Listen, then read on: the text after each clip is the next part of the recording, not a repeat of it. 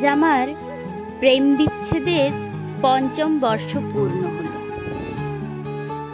যে দিনটা শুধু ভালোবাসার দিন, যে দিনটা জুড়ে গোটা পৃথিবী প্রেম দিবসে মাতোয়ারা, প্রেমের দেবতা সেই দিনটাতেই আমার প্রেমে ইতি টেনেছিলেন। ইচ্ছে হলো নিজেকে নিয়েই একটা গল্প লিখি, কিন্তু গল্প লেখার জন্য যে শক্তি দরকার সে তো অনেকদিন আগেই হারিয়ে গেছে। জীবনে বাঁচতে গেলে মনের জোরটাই যে আসল। তবুও সেই সাহস আর শক্তি সঞ্চয় করে আজ এক বিয়োগান্তক পরিণতির গল্প না লিখে পারলাম না। একটা বয়সের পর প্রত্যেক মানুষের জীবনে প্রেম আসে, আমার জীবনেও এসেছিল। প্রেম তো পরম প্রশান্তি, এক অন্য অনুভূতি। কলেজের নবীনবরণ উৎসবে সেদিন বন্ধুরা ধরেছিল একটা আবৃত্তি করে শোনানোর জন্য। শুনিয়েছিলাম জীবনানন্দের বনলতা সেন। আবৃত্তি শেষে হলো ফাটানো হাততালি। আমি মঞ্চ থেকে নেমে আসার পর মোহিনী জানিয়েছিল, আমি তোমার বনলতা সেন হতে চাই। সুন্দরী রমণীর প্রেম প্রত্যাখ্যান করে এমন কোনো পুরুষ মানুষ আছে? কথাটা শোনার পর তাই আরো একবার মনে মনে আবৃত্তি করলাম কবিতার কয়েকটা লাইন। চুল তার কবেকার অন্ধকার বিদিশার নিশা, মুখ তার সাবস্তির কারুকার্য, অতি দূর সমুদ্রের পর হাল ভেঙে যে নাবিক হারাইছে দিশা।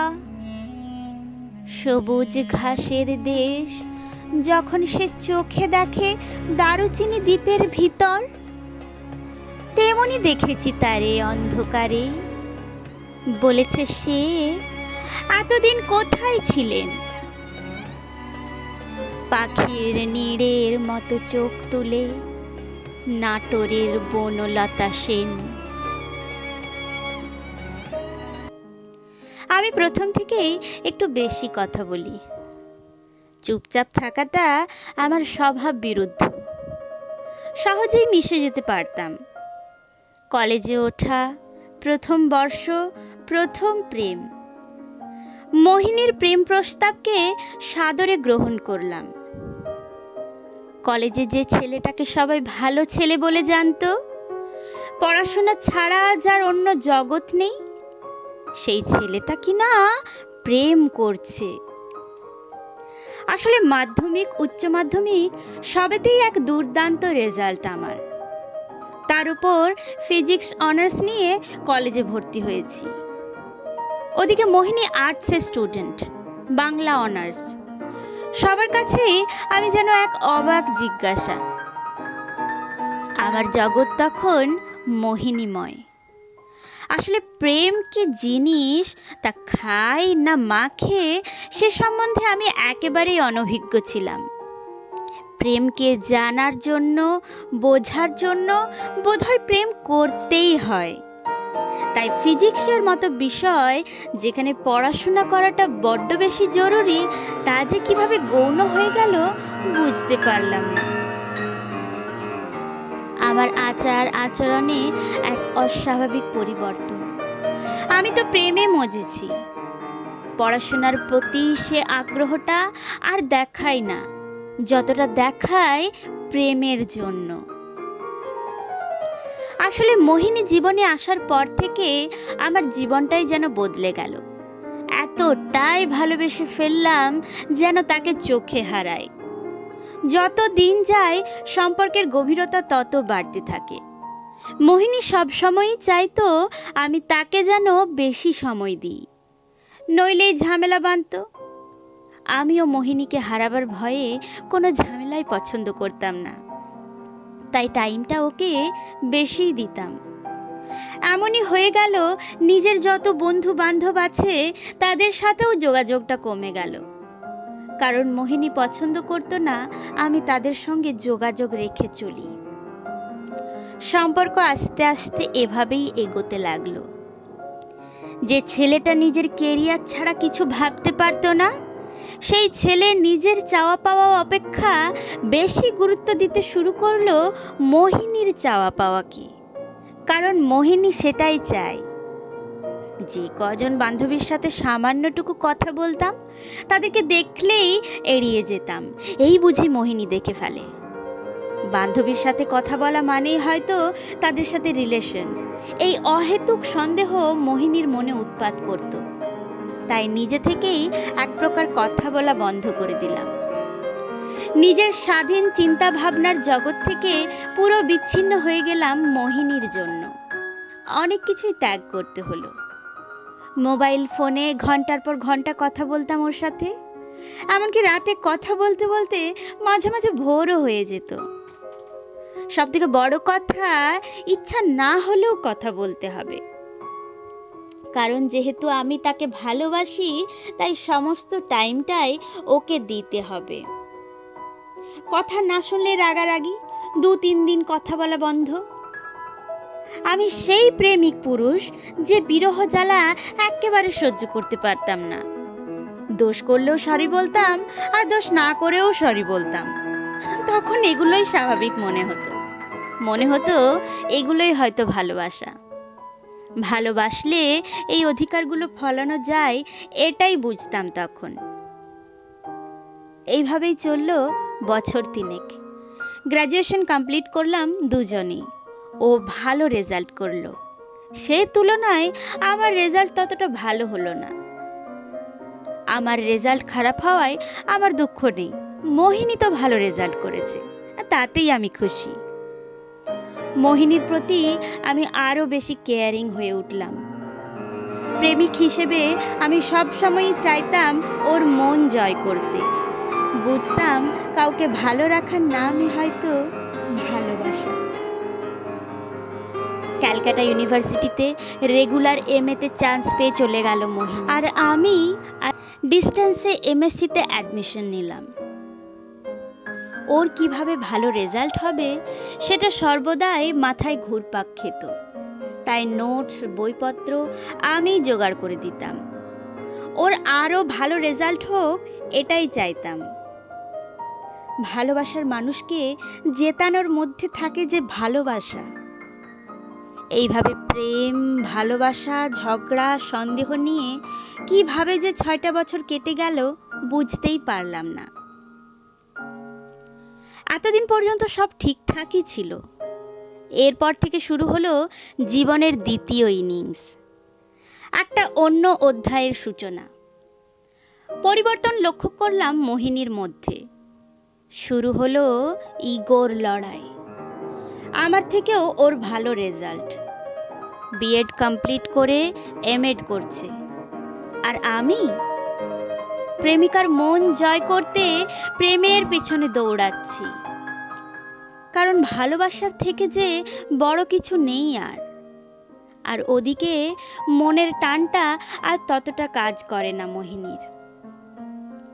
দেখা করার কথা বললেই হাতে নাকি তার টাইম নেই, এড়িয়ে যেতে পারলেই বাঁচে যেন। ওই যা কথা হতো ফোনেই। একদিন বলেই বসলো, আমার কি যোগ্যতা আছে ওর সাথে কথা বলার? রবি ঠাকুরের একটা কথা তখনও মনে প্রাণে বিশ্বাস করি। যোগ্যের জন্য পৃথিবীতে অনেক পুরস্কার আছে, অযোগ্যের জন্য বিধাতা কেবল ভালোবাসাটুকুই রেখেছেন। পরে বুঝলাম কবির এ কথা সর্বাংশে সত্য নয়। পুরস্কারই হোক বা ভালোবাসাই হোক, তা সবটুকুই যোগ্যের জন্য। অযোগ্যকে কেউ ভালোবাসে না। মোহিনীর দেওয়া নতুন নামকরণে আমি পরিচিত হলাম বখাটে ছেলে। আমার মতো বখাটে ছেলে ওর যোগ্য হতে পারে না। ওর যোগ্য হতে গেলে ওর মতো ভালো রেজাল্ট করতে হবে, কিন্তু সেটা আর এখন কি করে সম্ভব? মন দিয়ে পড়াশোনা না করে আমি যে মন দিয়ে ভালোবেসে গেছি। কি অদ্ভুত ব্যাপার দেখুন। মন দিয়ে পড়াশোনাটা করলে হয়তো আজ বখাটের তকমা আমার গায়ে পড়তো না। সম্পর্ক টিকিয়ে রাখার জন্য আমি মরিয়া হয়ে উঠলাম, বললাম আমি তোমায় খুব ভালোবাসি, তোমার সাথে সারা জীবন থাকতে চাই। প্রত্যুত্তরে মোহিনী জানালো, সে তো আমিও চাই, কিন্তু বেকার ছেলেকে তো আর বিয়ে করতে পারি না, তাই আগে কোনো ভালো সরকারি জব পেয়ে দেখাও, তারপর না হয় ভেবে দেখব। সত্যিই তাই, বেকার ছেলের সাথে প্রেম করা যায়, কিন্তু বিয়ে নইব চ। সরকারি দপ্তরের বিভিন্ন জায়গায় চাকরির পরীক্ষা দিতে লাগলাম, কারণ চাকরিটা যে সরকারি হতে হবে, বেসরকারি চাকরি হলে চলবে না। কিন্তু ভাগ্য প্রতিকূল, আমার ভাগ্যে সরকারি চাকরি লেখা নেই। এরপর থেকে মোহিনীর সাথে দূরত্বটা বেড়ে গেল। দূরত্বটা এতটাই বাড়লো যেন আলোক বর্ষ দূর। মোহিনী হয়ে গেল দূরতম দ্বীপ। আমাকে সরাসরি জানিয়ে দিল, সম্পর্কটা কখনো সম অসমের মধ্যে হয় না, তোমাকে বিয়ে করে সমাজের কাছে হাস্যকর হয়ে উঠতে পারবো না। তিল তিল করে গড়ে ওঠা যে ভালোবাসার তিলোত্তমা, তা ভেঙে গেল এক মুহূর্তেই। জোর করে কাউকে আটকে রাখার ক্ষমতা আমার নেই। আমার ভালোবাসা হেরে গেল যোগ্যতার কাছে। বড় প্রেম শুধু কাছেই টানে না, দূরেও ঠেলে দেয়। আমি মনে প্রাণে বিশ্বাস করি আমি ভালোবেসেছি। একটা গাছ বীজ থেকে যেভাবে বাড়ে, বিশাল হয়, ভালোবাসাটাও তাই।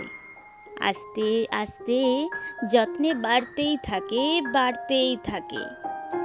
একসময় আকাশের সীমা ছাড়িয়ে যায়, ধরা ছোঁয়ার বাইরে চলে যায়। মোহিনীর প্রতি আমার ভালোবাসাটা সেরকম। ভালোবাসার অনুভূতিটা উপলব্ধ হলো মোহিনীর না থাকাটা। কি ভয়ানক ভাবে ভিতরটা ফাঁকা করে দিয়েছে আমার। বিচ্ছেদের যে ভয়াবহ হাহাকার, অসীম শূন্যতা, আবেগের প্রচন্ড তীব্রতা, সেটাই হয়তো প্রকৃত ভালোবাসা। তবে আমি হেরেছি না জিতেছি, সেটা আমার কাছে কখনোই বড় নয়। সাফল্য সবার কাছে ধরা দেয় না। আমি পারিনি সফল হতে, নিজের কেরিয়ারটাও ঠিক মতো গড়তে পারিনি, আর ভালোবাসার মানুষকে কাছেও রাখতে পারিনি। অন্যদিকে মোহিনী তার সাফল্যের শিখরে পৌঁছে গেছে। বর্তমানে সে এখন একটি কলেজে পড়ায়, নিজের যোগ্যতা সম্পন্ন ছেলেকে বিয়েও করেছে, হয়তো সুখেও আছে। আমার এক বন্ধু একদিন আমাকে বলে বসে, তুই ঠকেছিস। না, মোহিনী আমাকে ঠকায়নি, কারণ আমাদের সমাজ যে এখনো মুক্তমনা হয়ে ওঠেনি। সমাজ নির্দিষ্ট ইগো থেকে বেরিয়ে আসা যে জীবনটা গল্প নয়, যে ইচ্ছে মতো সব কিছু সাজিয়ে নেওয়া যাবে।